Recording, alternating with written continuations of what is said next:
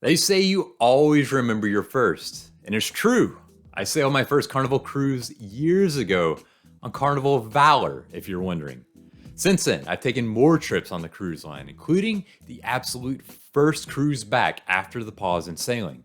And each time, I feel like I learned something new about sailing on the cruise line. From places that are off limits on the ship to how to score a free lunch in specialty restaurants, here are the things that I wish I knew before I took my first trip on Carnival. Let's start with a little talk about the people on the ship. Now, my first cruise ever was on a different cruise line that rhymes with Royal Caribbean. And to me, there's a definite difference between a lot of the passengers that you'll find on Carnival and what you'll find on other ships. Everyone on any cruise ship, they're going to be in a generally good mood. But it certainly feels like the average passenger on Carnival is much more serious about having fun. It's hard to explain, but it's just sort of a vibe around the ship. It starts with things like door decorations. I see way more of these on Carnival than on other cruise lines. And the general mood of people on board is more outgoing and more upbeat than what I feel like I see elsewhere. Striking up a conversation with practically anyone is a cinch. You'll see people dancing everywhere around the pool deck. And some of that caught me off guard, as believe it or not, I am not a line dancer. Carnival calls themselves the Fun Ships, and that's not just some slogan. It seems like it's a way of life on board. Now, I've found that many ships are laid out to where it's straightforward on how to get around. There are usually paths that stretch the length of the ship from the back to the front that go through the central areas. With Carnival, in my experience, that's not the same. Every ship is different, but the ones that I've sailed on, they've always seemed much more chopped up. So instead of a nice clear way to get from point A to point B, it seems like it involves walking as far as you can in that direction, then you have to go up or down a floor and then maybe around something before continuing on your way.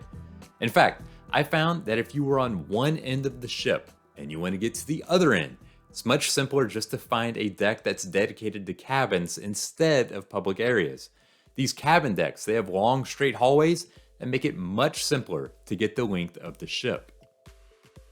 Specialty restaurants, love them or hate them, they are a fact of life on cruise ships. Carnival is no different, and in fact, they seem to have more free spots to dine around the ship compared to other cruise lines. Even so, spots like Gigi Asian Kitchen and Guy's Barbecue Smokehouse, they charge extra to eat there in the evening. There's also the Steakhouse and Sushi that are extra money. But one thing that you learn once you sail on Carnival is that many spots, including Gigi, Guy's Barbecue, and Cucina del Capitano, they offer lunch options that are free. Now don't expect the same menu and service as you get in the evening. For instance, Gigi serves up stir-fry dishes instead of the full menu. Still, it does open up your options for lunch, and it also gives you a chance to try some of these restaurants without having to pay extra. If you talk to anyone that sails on Carnival before, the chances are good that somewhere along the way, Guy's Burger Joint is going to be brought up. For those that have not been initiated, Guy's is an included spot serving up burgers and fries by the pool. What makes it stand out is that the burgers are out of this world. And I am not making this up. The secret ingredient is Velveeta cheese sauce on the burgers. It may sound a little weird, but it turns out delicious. You'll notice that the spot gets super busy, especially on days at sea. One reason is that it keeps limited hours. On trips I've sailed, it's open from noon to 6 p.m. So if you have your mind set on a burger for dinner, then you need to get there early. As well, if you're wanting one around lunchtime, then don't be surprised if there are lines for the first hour or so of it opening up. If you can wait until mid-afternoon for a lunch or snack, there's hardly any wait at all. One thing I will never understand about cruising on any line is why it's so hard to get a drink of water. Typically, your choices are to head all the way to the buffet or to get it from the bathroom sink in the cabin, and that just feels wrong. You can also bring some with you when you board Carnival, as they allow you to bring on cans or cartons, but you don't often see water packaged like this. Even if you did, it means lugging around heavy water bottles with you from home. Now, it wasn't until a couple of times sailing on Carnival that I realized they offered bottled water for cheap. For about $5, you can get a 12-pack of water delivered to your stateroom before you even board. Now, every time I sail, I get a couple of these, so there's always something to drink in the cabin. If you've ever taken a cruise anywhere, then you know that the fare you pay is just the start of what you'll spend. In fact, about 30% of what cruise companies earn in revenue comes from onboard spending. Drinks, Wi-Fi, specialty restaurants, shore excursions, the costs add up. That's why one thing that I love about Carnival is that they offer a lot more value than what I feel like I get on other cruise lines. Take the drink package. On other lines, this can be upwards of $100 per day, and then you have the daily gratuity tacked on as well. Carnival, however, they charge around $55 per day plus gratuity. The same seems to go for nearly everything from restaurants to internet access.